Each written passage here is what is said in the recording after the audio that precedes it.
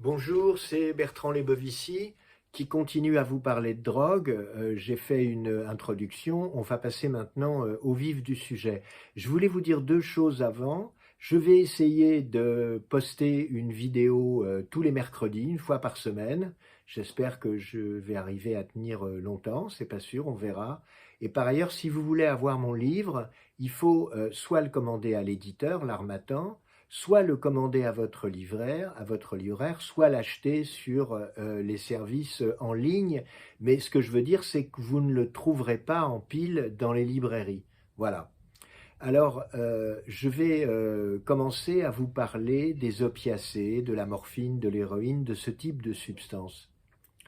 Il y a quelque chose qui est très connu, qu'on connaît tous, ce sont ces westerns dans lesquels les peaux-rouges, comme on disait, les Indiens d'Amérique, échangent leur fourrure contre de l'alcool, contre de l'eau de vie.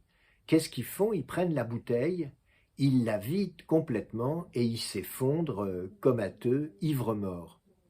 Alors on peut tirer deux conclusions de cette histoire. La première, c'est que les Indiens sont des sauvages. Ça, c'est la mauvaise hypothèse. La bonne hypothèse, c'est que les Indiens n'ont pas d'usages sociaux de l'alcool. Ils ne savent pas comment on boit de l'alcool, et tout particulièrement un alcool distillé aussi puissant que le whisky, ou ces alcools qui font 40 degrés. Et cette absence d'usages sociaux explique ce comportement absurde des Indiens.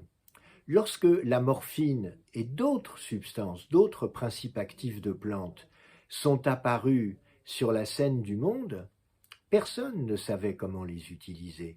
Autant il y avait un usage social de l'alcool, du cannabis dans certaines régions du monde, de l'opium, mais il n'y avait aucun usage de la morphine, et pour une raison très simple, c'est que la morphine venait d'apparaître. Avant, elle n'existait pas. Alors comment est-ce que la morphine est apparue?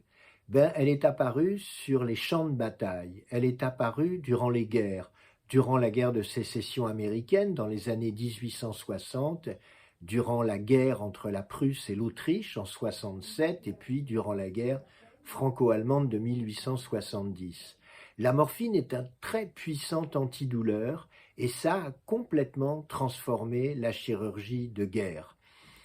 Habituellement, dans les hôpitaux de campagne, on entendait des cris de douleur, des hurlements.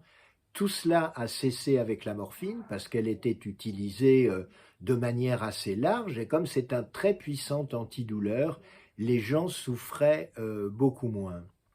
On a fini par se rendre compte que les soldats qui consommaient de la morphine assez longtemps avaient certaines difficultés pour arrêter.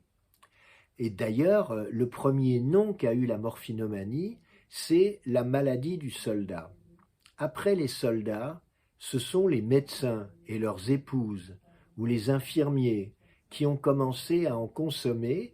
Et ce qui est très troublant, c'est que les meilleures descriptions de ce qu'on va appeler la morphinomanie, la manie de la morphine, dans les années 1890, sont le fait de médecins qui sont eux-mêmes morphinomanes.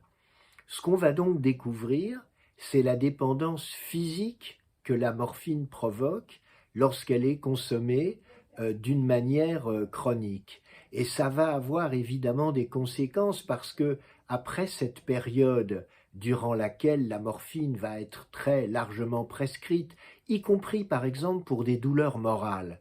Lorsqu'on pense, nous, aujourd'hui à la morphine, on pense d'abord aux douleurs physiques. Mais à l'époque, on avait compris d'une certaine manière que les douleurs morales, elles aussi, pouvaient être soulagées par la morphine. Donc après cette période où la morphine va être très largement utilisée, va venir une période au contraire où les médecins vont être extrêmement réticents à la prescrire, et cette morphinophobie va durer jusque dans les années 1970-1980. Voilà, je pourrais vous dire encore bien des choses, en particulier le fait que, après les médecins, après les militaires, après les médecins, ce sont les snobs, ce sont les personnes, les personnes mondaines, les mondains et les demi-mondains, ou les mondaines et les demi-mondaines, qui vont utiliser ce qu'on appelait la fée grise. Et souvent, les gens aimaient se pravasiner, comme on dit, parce que la seringue avait été inventée en France, en tout cas par un médecin qui s'appelle Pravaz, P-R-A-V-A-Z, se pravasinaient en public, c'est-à-dire se piquaient au travers de leurs vêtements, se piquaient pour avoir une injection de morphine.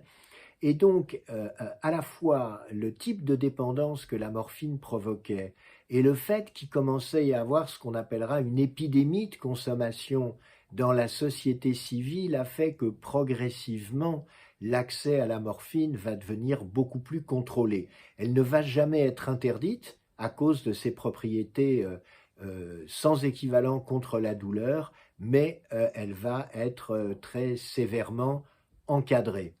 Et il y a une loi qui va venir en quelque sorte expliciter tout ça. C'est une loi qui va être prise au milieu de la guerre de 14-18, en 1916.